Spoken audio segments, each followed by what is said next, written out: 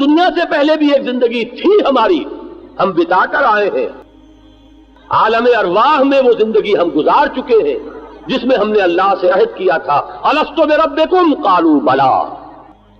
کس نے عہد کیا تھا؟ ہم تھے، میں تھا، آپ تھے، ہم میں سے ایک ایک فرد تھا۔ حضرت آدم بھی تھے اور حضرت ابراہیم بھی تھے اور حضرت محمد بھی تھے صلی اللہ علیہ وسلم علیہ الصلوۃ والسلام، اور وہ انسان بھی تھا جو تا قیام قیامت اس دنیا میں پیدا ہوگا۔ بیک وقت تھے، باپ اور بیٹے کی نسبت اور پوتے اور دادا کی نسبت نہیں تھی، ہر فرد اپنی جگہ پر، اگرچہ روح کی کیفیت میں، روحانی حالت میں، یہ جسد مادی نہیں تھا، ارواح تھی۔ الست بربکم قالوا بلا۔ پھر ہم سو گئے، ہمیں سلا دیا گیا، ایک موت ہم پر پہلے وارد ہو چکی ہے۔ آپ اندازہ تو کریں، ان حقائق پر غور کرنے سے کس قدر وسعت ہے۔ اس موت کا کیا خوف؟ ایک موت تو میں بتا آیا ہوں، موت کی ایک نیند میں سو چکا ہوں، ایک نیند اور سونا ہے۔ نہ اس موت نے مجھے معدوم کر دیا تھا، نہ یہ موت مجھے معدوم کر سکے گی۔ یہ ہے وہ انداز جس میں کہ پھر کہتے ہیں مولانا روم، پس 74 سم کے ز مردن کم شوم، مجھے کیا اندیشہ ہے کہ مرنے سے میرے اندر کوئی کمی آ جائے گی؟ موت میرا کچھ نہیں بگاڑ سکتی، میں تو ایک موت سے تو گزر آیا ہوں۔ ربنا امتنا سنتین واحییتنا سنتین فاعترفنا بذنوبنا فهل الى خروج من سبیل۔ جہنم میں اہل جہنم یہ فریاد کریں گے، پروردگار تو نے ہمیں 2 مرتبہ مارا، 2 مرتبہ جلایا، اب ہم نے اپنے گناہوں کا اعتراف کر لیا، تو یہاں سے نکلنے کا بھی کوئی راستہ ہے کہ نہیں؟ 2 موتیں، ایک وسعت تو ذرا تصور تو کیجئے، میں ازل میں تھا، ازل کسے کہتے ہیں؟ عہد الست جب ہوا ہے، کوئی تصور ہے اس کا؟ میں تھا، آپ تھے، ہم نے اللہ سے عہد کیا، پھر یہاں آیا، یہاں سے پھر عالم آخرت کو انتقال ہوگا، اور وہ عالم آخرہ ابد الآباد تک ہے، خالدین فیہا ابدا۔ زمین و آسمان کا فرق ہے، کہاں یہ 50 60 70 سال، اور کہاں وہاں سے وہاں تک انا للہ و انا الیہ راجعون۔ دوسری ڈائمنشن کیا ہے ہماری فکر کی وسعت کی؟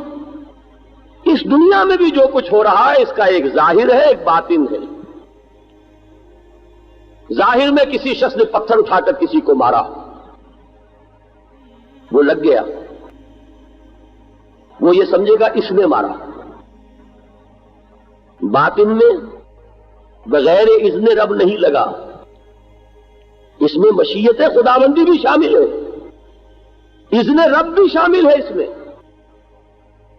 جو کچھ ہو رہا ہے الٹ اپ نہیں ہو رہا، کسی اور کے کیے مجرد نہیں ہو سکے گا جب تک کہ اذن رب نہ ہو۔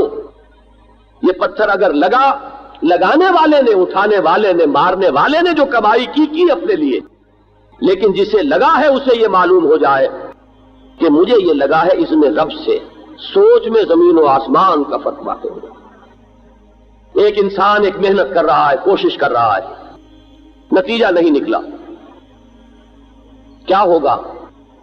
سخت صدمہ، سخت رنج، محنت ضائع ہو گئی، وقت اکارت گیا، اتنا سرمایہ لگا وہ ضائع ہوا۔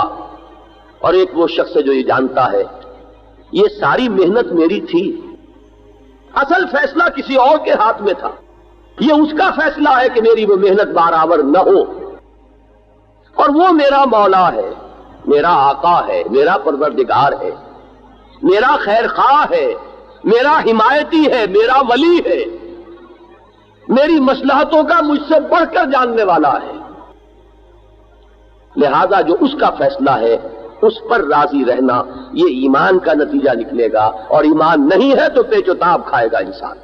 یہ اگر یوں نہ کرتا تو میرا کام ہو گیا تھا، اس کی طرف سے یہ اگر تھوڑا سا معاملہ نہ ہو جاتا تو میں اس پہ کامیاب ہو جاتا، اس سے شکایت، اس سے شکوہ، اس سے غصہ، اس کی طرف سے رنج، یہ تمام چیزیں جو ہیں ان کا ایک علاج، نہیں ہوا کیوں نہیں ہوا؟ میرے رب کو منظور نہیں تھا، بات ختم ہے۔ ما شاء اللہ کان وما لم یشاء لم یکن۔ جو اللہ نے چاہا وہ ہوا اور جو اللہ نے نہیں چاہا وہ نہیں ہوا۔ اگر اللہ نہیں چاہتا کہ یہ کام ہو تو لاکھ یہ کوئی غلطی نہ کرتا، اس کی طرف سے بھی کوئی رکاوٹ پیش نہ آتی، تب بھی وہ کام نہ ہوتا۔ اگر اللہ کا اذن یہی ہے کہ کام نہ ہو تو کسی کے رکاوٹ ڈالے بغیر بھی وہ کام نہ ہوتا، اور اگر اللہ کا فیصلہ یہ تھا کہ یہ کام ہو تو لاکھ سب رکاوٹیں ڈال لیتے تب بھی وہ کام ہو کر رہتا۔ جسے یہ حقیقت معلوم ہوئی، آپ سوچئے کہ کتنے چکروں سے وہ نکل آئے، کتنے صدموں سے، کتنے شکووں سے، کتنی شکایتوں سے، کتنے پیچ و تاب سے اللہ تعالیٰ نے اس ایمان کی بدولت اس کو رستگاری، اس کو رہائی نصیب فرما دی۔ اللہ تعالیٰ نے اس مقام رضا کی وجہ سے، تسلیم و رضا کی روش اختیار کرنے کی وجہ سے میرے کتنے عقدے حل کر دیے، اس ہست و بوت کے پورے چکر سے مجھے نکال لیا۔ یہ ہوا تو کیوں ہوا، اور یہ نہیں ہوا تو کیوں نہیں ہوا، اور اس نے کیا، اس نے یہ سارا نقصان مجھے پہنچایا، اور اس کی وجہ سے مجھے یہ ساری تکلیف پہنچی، وہ اگر یہ نہ کرتا تو یہ نہ ہوتا، کاش کہ میں اس وقت یہ کر لیتا۔ یہ سارے چکر ختم ہو گئے۔ ما شاء اللہ کان وما لم یشاء لم یکن۔ یہ دو ڈائمنشنز ہے کہ جس کے اندر فکر اور نظر اور سوچ، اس کی وسعت جو ہے، واقعہ یہ ہے کہ جتنا آپ اس پر غور کریں گے اس کی عظمت سامنے آئے گی۔ کہاں یہ تصور کہ زندگی بس یہی زندگی ہے، کہاں وہ تصور، ازل سے ابد تک رواں دواں ہے یہ سلسلہ حیات۔